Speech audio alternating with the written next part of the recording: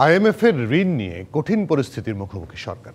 শর্ত পূরণ না হওয়ায় ঋণের বাকি কিস্তির অর্থ ছাড় দিতে রাজি নয় সংস্থাটি।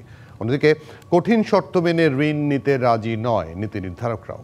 এমন পরিস্থিতিতে পুরো ঋণ কর্মসূচি পড়েছে অনিশ্চয়তায়। যদিও কেন্দ্রীয় ব্যাংক মনে করছে আইএমএফের শর্ত পুরোপুরি পূরণ না হলেও সঠিক পথে আছে বাংলাদেশ। আর বিশ্লেষকরা মনে করেন আইএমএফ কর্মসূচির বিষয়ে সিদ্ধান্ত নিতে হবে সতর্কতার সঙ্গে। ডেপুটি চিফ রিপোর্টার মুস্তফা মাহবুব যুক্ত হচ্ছেন বার্তা কক্ষ থেকে। মাহবুব, নিশ্চয়ই আপনি আমাকে শুনতে পাচ্ছেন। আইএমএফ থেকে বেরিয়ে আসা কি খুব সহজ হবে, আর বেরিয়ে আসলে আমাদের সংকটটা কি হতে পারে?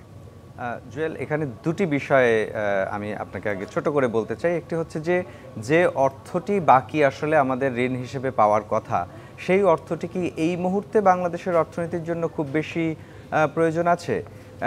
যদি টাকার বিচারে আপনি দেখেন বা অর্থের বিচারে আপনি দেখেন, আসলে খুব বেশি প্রয়োজন এই মুহূর্তে নেই। কারণ আমার হাতে যে তথ্য আছে সেটি বলছে এখন পর্যন্ত মাসভিত্তিক তথ্যের ক্ষেত্রেই যদি যায়, আমাদের গড় আমদানি হচ্ছে 5.78 বা 5.6 বিলিয়ন ডলারের কাছাকাছি আমাদের গড় আমদানি। এর বিপরীতে যে দুটি উৎস থেকে বৈদেশিক মুদ্রা আয় হয়, একটি বৈদেশিক প্রবাসীদের পাঠানো প্রবাস আয় এবং রফতানি, এই দুটো দিকেই যদি ক্যালকুলেশন করি আমরা, সেটি কিন্তু প্রায় 6 বিলিয়নের বেশি। অর্থাৎ আমদানি এবং রপ্তানির যে ভারসাম্য যেটি হারিয়ে গিয়েছিল, নষ্ট হয়েছিল, সেটি অনেকটাই কিন্তু ফিরে এসেছে। তো সেই বিচারে আসলে এই মুহূর্তে অর্থনীতির জন্য এই অর্থের বিচারে এই ঋণটি আসলে প্রয়োজন খুব বেশি নেই। সেই জায়গা থেকে কিন্তু সরকার বলতেই পারে যে আইএমএফের ঋণ না নিলেও আসলে কিছু যায় আসে না।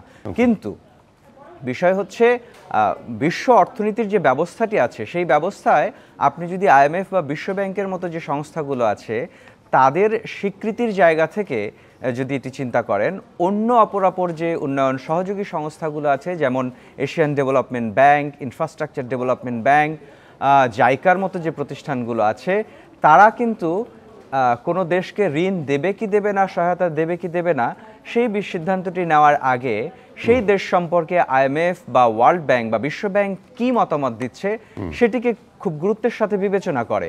তো সেই জায়গায় কিন্তু একটি কঠিন পরিস্থিতি তৈরি হওয়ার শঙ্কা অবশ্যই আছে। জি, সে জায়গা থেকে যে রিপোর্টেও আমাদের সহকর্মী উল্লেখ করলেন যে শ্রীলঙ্কাকে সহজ শর্তে ঋণ দিল, আমাদের ক্ষেত্রে এত কঠিন কঠিন শর্ত কেন? কি মনে হয় আপনার? সেটির অবশ্যই একটি রাজনৈতিক প্রেক্ষাপট বা রাজনৈতিক দিক নিশ্চয়ই আছে। কারণ আপনি দেখবেন 2023 সালে যখন আসলে এই ঋণ প্রক্রিয়ার মধ্যে আমরা গেলাম, শর্তগুলো কিন্তু তখন থেকেই জুড়ে দেওয়া ছিল। পরবর্তী 41 মাসে 7 কিস্তিতে আসলে এই পুরো প্রক্রিয়াটি বা প্যাকেজটি হওয়ার কথা, এবং এই সংস্কার কার্যক্রমগুলো এর মধ্যেই আসলে হওয়ার কথা ছিল।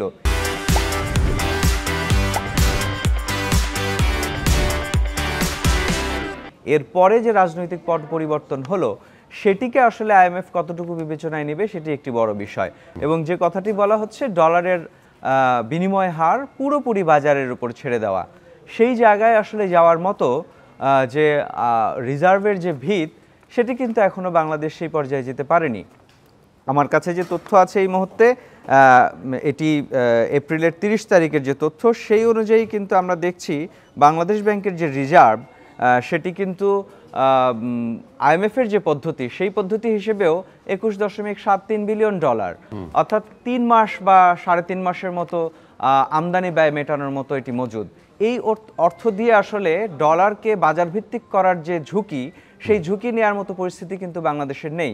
এই রিজার্ভটিকে যদি 30, 40 বা 45 বিলিয়ন ডলার, আপনি জানেন করোনার সময়, করোনা মহামারীর সময় এটি 48 বিলিয়ন ডলারের রেকর্ডও হয়েছিল, সেই রকম একটি স্বস্তিদায়ক শক্ত অবস্থানে গেলে এই ডলারকে বাজার ভিত্তিক করার পরে বাজারকে স্থিতিশীল রাখার জন্য যে সুযোগ বা সামর্থ্য তৈরি হতো, সেই অবস্থানটাতে যাওয়ার সময়টা কিন্তু দিতে হবে। সেটি না হলে যেটি হবে, হঠাৎ করে হয়তো 122 টাকার ডলার 150-60 টাকা হতে পারে, সেক্ষেত্রে আবারও মূল্যস্ফীতি হবে এবং জনগণের কষ্ট হবে। আইএমএফ অতীতে আমরা দেখেছি মূল্যস্ফীতি কমানোর এই শর্তে সমস্ত শর্তই কিন্তু শিথিল করেছিল।